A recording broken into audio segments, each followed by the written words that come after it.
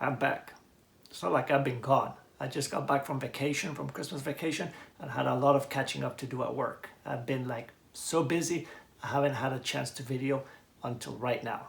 I had some free time last week, and I did a lot of experimenting to see which new tutorials to work on.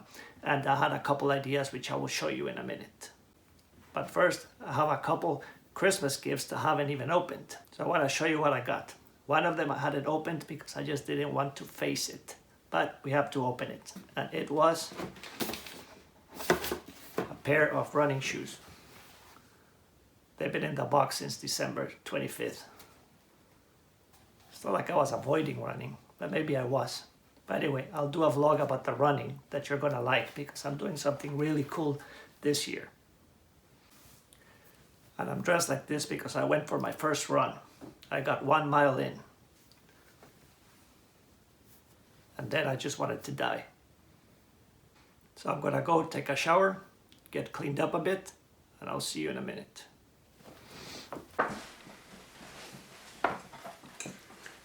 All right, nice and clean. The other thing I got for Christmas that I hadn't opened is these.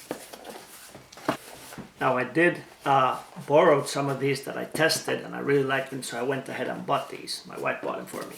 So let's open it, I'll show you what it is.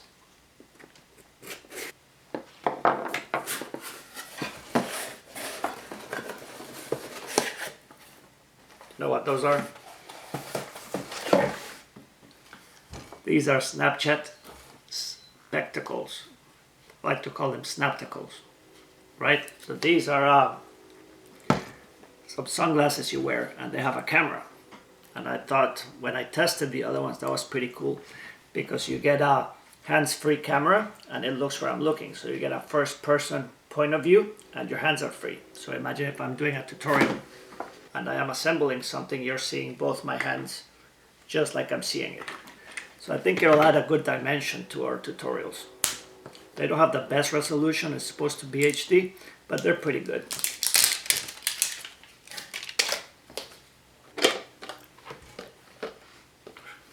These guys can shoot 10 seconds worth of video.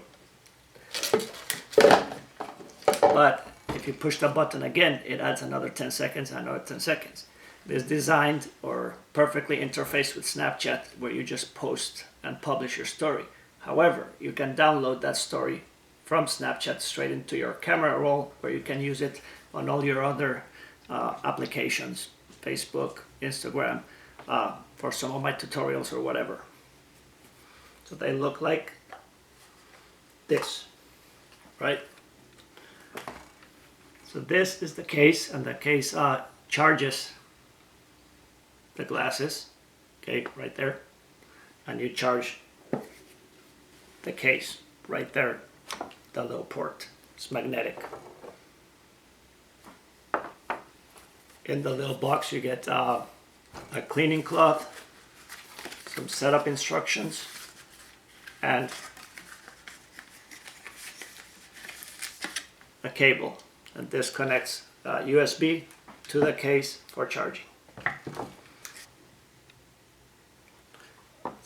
Turn on phones, Bluetooth, and put on your spectacles. Look at my snap code and press the button on my spectacles once to pair. Alright, Snapchat. I gotta look at my little code, so there it goes. There it goes. It says spectacles found.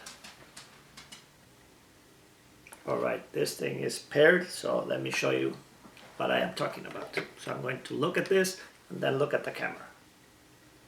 10 seconds.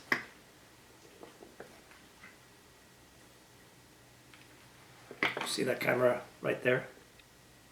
Alright.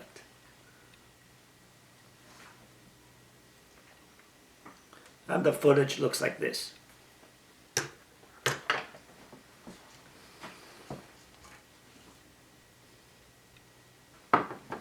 Usually when it imports the story, it imports it in like a low definition type thing, which is good for everyday use. but you have the option of importing the HD version, and then you connect Wi-Fi from the spectacles to your phone. It moves the file and you're good to go. It takes usually a couple minutes, but not just for tutorials. Just go for a run during my running vlog or anything else and you can see what I'm seeing. I think it's a cool concept. They've been around for like 2 years, but I just now got around to it, and looks like Santa Claus brought them for me. Look pretty cool. Now that I'm back and I have a little bit more extra time, let's talk about that tutorial that I'm working on. So the first one I thought is a follow up on the fake kidney that people really loved it. It was kind of gross and creepy, but it was really cool.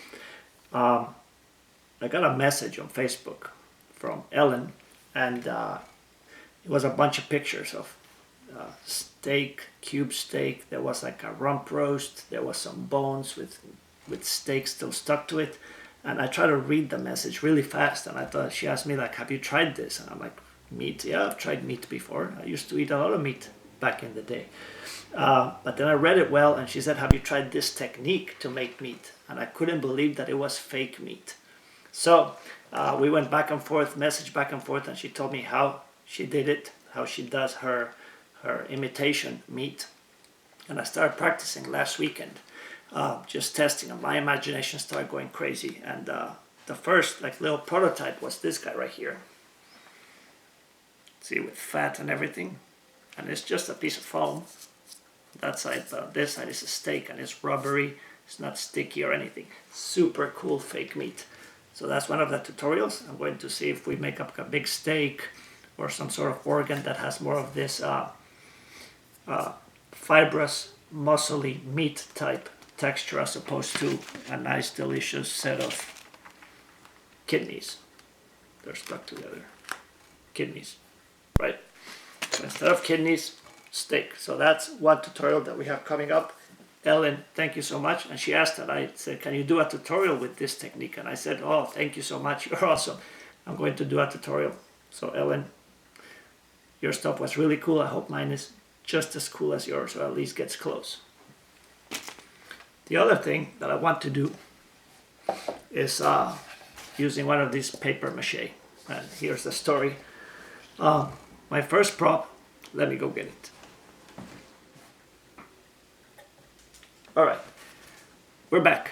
So, I don't know if you guys have seen this guy before. This was my first tutorial ever. I started with a website about 2 or 3 years ago, and I started putting this together, corpsing it. It was one of these guys, right? And halfway through it is when I decided, why don't I start a YouTube channel? So it's like the most embarrassing thing, because my first video, which is super cringe-worthy. I've never been in front of a camera before. I am still super shy. I only talk to a camera. It's cringe-worthy, but the funny thing about the video is that I started videoing after I had done all the corpsing. So my first video ever is the second part of this. It's just the painting and the finishing of it. And I never did a first part because I didn't even have a channel back then. So we're going to redo that with this. But it's going to be a little bit different. It's not going to be identical. Right, and we're going to mount it on a plate and on the wall. We're going to call it like foxydermy, you know, like faux taxidermy, foxydermy. So that's the other project I am going to do. I've been gathering some of the materials, like follow me eyes, some little fangs, and a bunch of other stuff. So those are the two projects that we have coming up for sure. Just let me know which one you want before. Where's the meat? And the steak. So those are coming up. The other one I just published is the pinewood derby car. And we are going to go and do that today. So let's go to the Cub Scout Pinewood Derby. Let's see how we do with our race car. All right, let's go. This unbelievable weather. It's been like super freezing, and today's like 65 and sunny. It's actually warm, and I'm gonna start sweating here. But we're heading out to the Pinewood Derby. Let's go.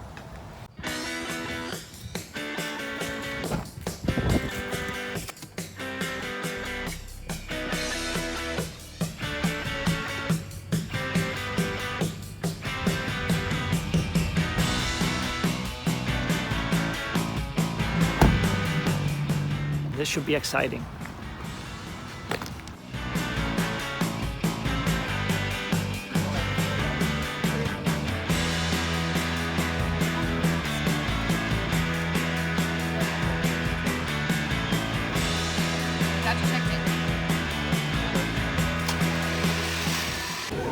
We got the car checked in and it weighed in right at 5 ounces. Here we go.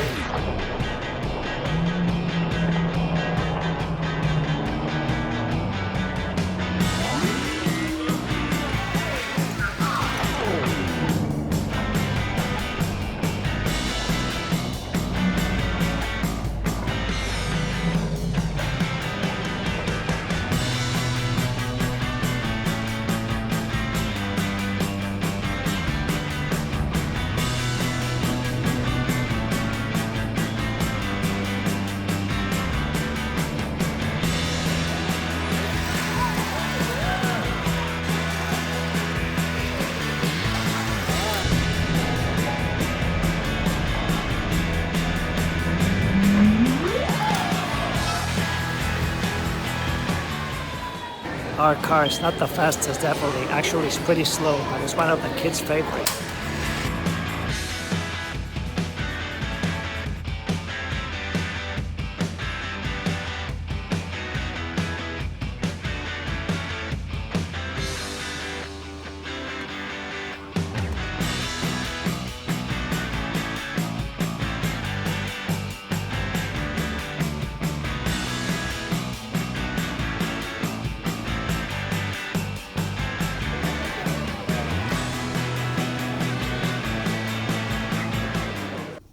All right, we are done with the Pinewood Derby. We had a ton of fun. So we didn't end up last, but we had a ton of fun. Right. Next year he wants to go fast. We'll see. All right, let's go home.